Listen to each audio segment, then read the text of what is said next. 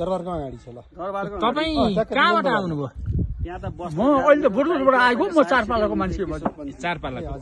योभन्दा पहिले कहिले आउनु भएको थियो यहाँ रेसुङ्गा? म 9 सालको भनेपछि अहिले 81 पुगेँ। कुन सालमा हो त लो भन्नुहोस्? 9 सालको जन्म 81 साल 6 सालको जन्म 9 सालमा आएको थिएँ म यहाँ। 9 वर्षको केटो आएको। 9 वर्षको उमेर हुँदा आउनु भएको थियो हिँडेर। अनि अहिले त्यसपछि बल्ल आउनु? बल्ल आयो। 9 वर्षको उमेरमा उहाँका दाँत पलाउँदै गर्दा आउनुभयो, अहिले दाँत झर्दै गर्दा आउनुभयो। अनि अहिले कस्तो लाग्यो यहाँसम्म आउँदा? नै बाटो त कति राम्रो भएछ उतिखेर हामीले खोस्मा र पन्छाउँदै आएको बाटा त्यस्तो खोस्मा र चाहिँ, तर यहाँ राम्रो थियो। अहिले भत्काएर सब बनाउनको लागि यो बनाउँदै क्रममा रहेछ र उतिखेर यहाँ फुल थियो। हेर्नुहोस्, बस्ने ठाउँ थियो, फुल थियो, पर्व हुनुहुन्थ्यो। मलाई यहाँ गाडा आएको थियो। म यसरी केटो हुँदाखेरि मलाई गाडा आयो। गाउँमा मैले सुने पर्वले फुक्दै पर सन्चो हुन्छ भनेर। त्यहाँबाट म यस्तै हाम्रो फुपू दिदी हुनुहुन्थ्यो, यहाँ भक्त हुनुहुन्थ्यो, सधैँ आइराख्नुहुन्थ्यो। उहाँहरूका पछि लाएर म यहाँ आएँ। यहाँ आयो र दिनभरि बस्यो। यहाँ कार चाहिँ चल्यो, सबै चल्यो। खानकी पानीकी यहीँ पाइन्थ्यो, दिनुहुन्थ्यो। ईश्वरले कहाँबाट ल्याउँछ हेर्नुहोस्। उही जमाना नि भात पाइन्थ्यो, के पाइन्थ्यो। त्यहाँबाट खाइयो उड्यो, त्यहाँबाट साँझ परेर लायो।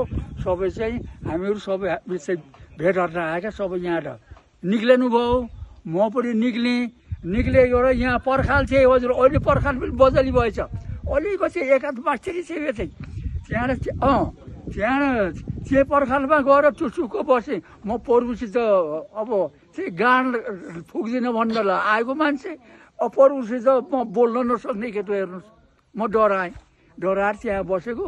पर्व यसो यहाँ घुम्दाखेरि मलाई त्यहाँ बसेको देख्नुहोस्। त्यहाँ जानु, ए बाबु तिमीलाई के पुगेन, के को चित्त बुझेन भन्नु पर्वले। र पर्व मेरो गाडा आउँछ, गाउँमा गाडा आएको, पर्वले छोइदिए पर पुग्दिए सन्चो हुन्छ भनेर चाहिँ भन्छ र म त्यही गरेर आएको मजुर भने। ए ल भने ट्याप्पै यस्तो हात टिप्ले फुल टिप्नु भयो र त्यहाँबाट ल भनेर 2 पालि यसो घाटिया गरिदिनु। जाऊ अब जाऊ, तिम्रो साथीसित जाऊ भन्नु।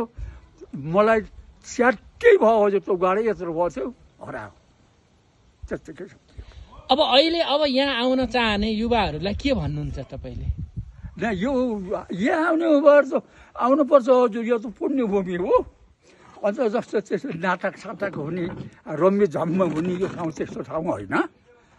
यो पवित्र ठाउँ हो। ऋषिहरूले तप गरेको ठाउँ। यो ठाउँमा आएपछि मुक्ति भन्छ हजुर। हाम्रो आत्मामा त्यही छ, मुक्ति भन्छ भन्ने आत्मामा छ। हजुरको नाम भनिदिनु न। मेरो चक्रपाणी शर्मा, म घिमिरे हुँ।